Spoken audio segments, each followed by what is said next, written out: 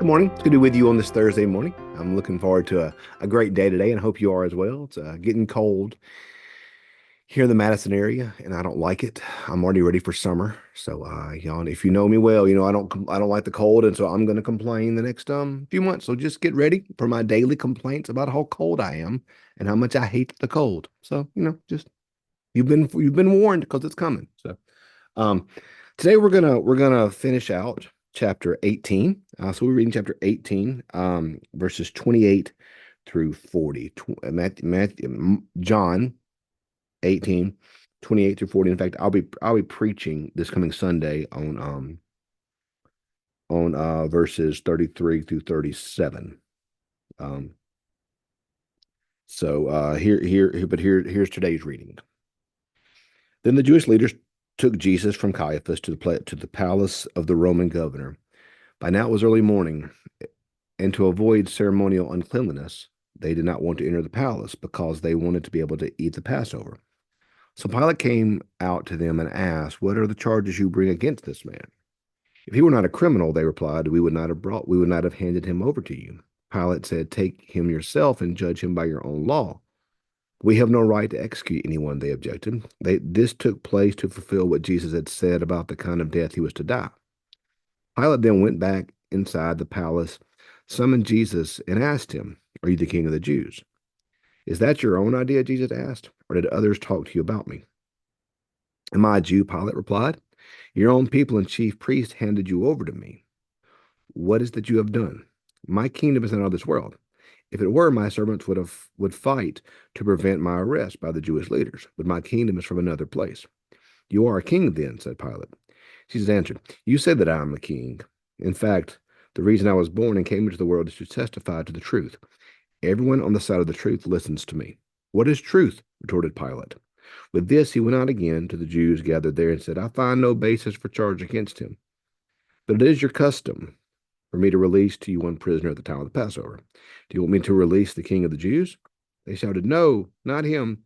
Give us Barabbas." Now Barabbas had taken part in an uprising. Okay. So by the way, that's an interesting little tidbit at the end. Now Barabbas had taken part in an uprising.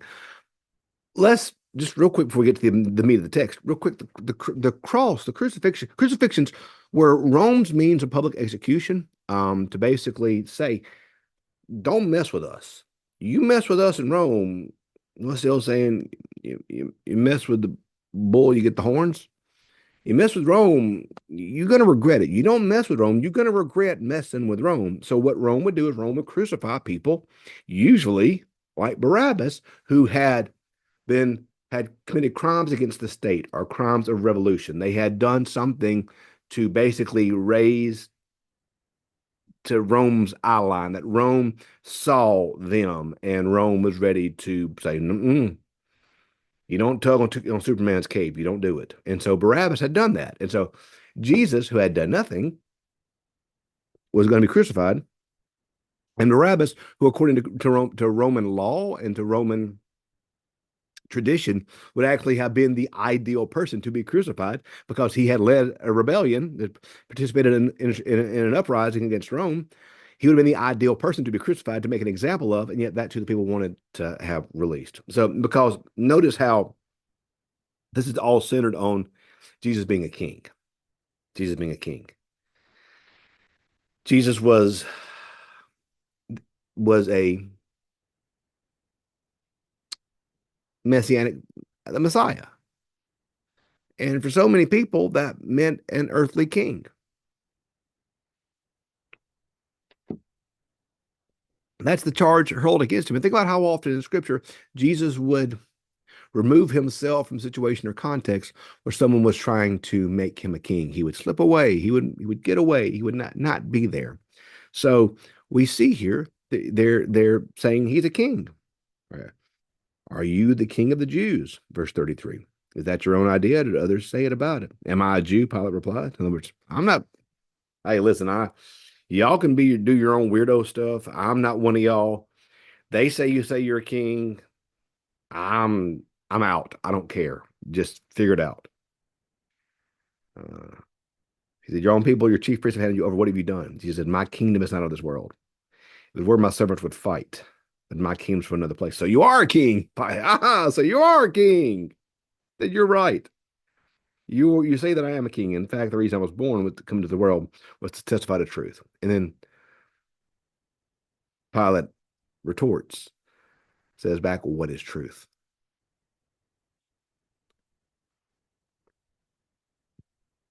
What did we see earlier back in John? I am the way, the truth, and the life. No one comes to the Father but through me.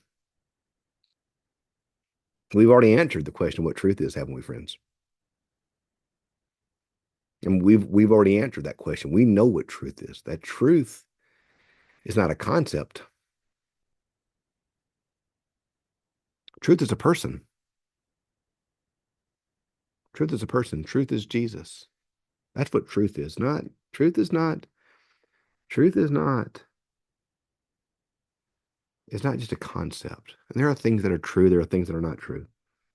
But truth is the person of Jesus Christ. So Pilate couldn't know truth because Pilate didn't know Jesus.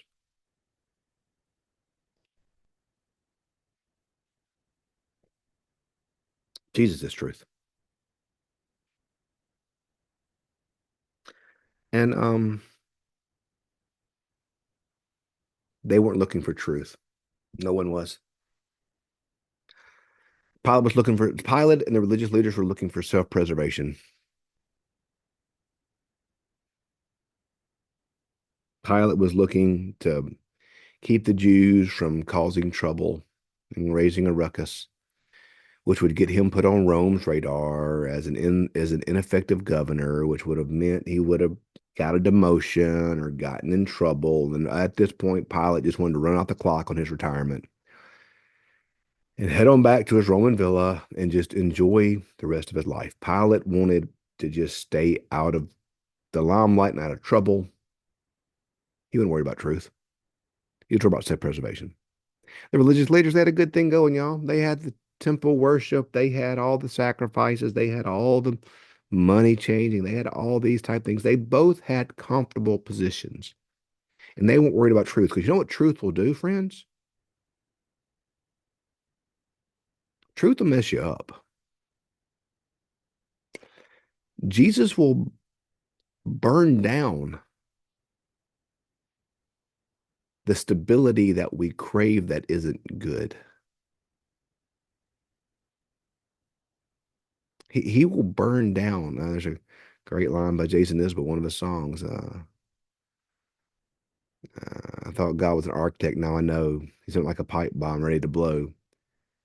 And everything that was built that was all for show goes down in flames.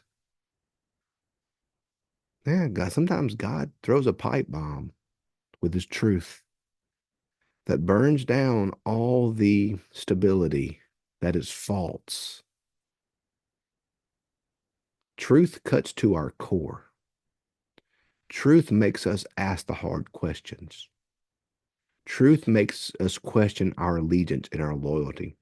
Truth asks, are we really following the one who is truth in Jesus Christ? Pilate did not want to know the truth because the truth would change his life and he was too comfortable. The religious leaders did not want to know the truth because knowing the truth would change their life and they were too comfortable.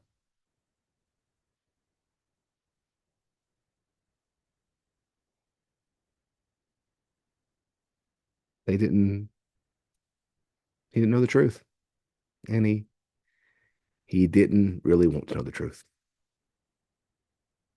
How about us? Jesus Christ is the truth. He's the way, the truth, and the life. No one comes to the Father but through him. Do we know the truth? Do we want to know the truth? And are we willing to let the truth pierce all the false things that we built that keep us from God? What is truth? Jesus is truth. Today, do we know truth? Do we want to know truth? Do we want to know Jesus?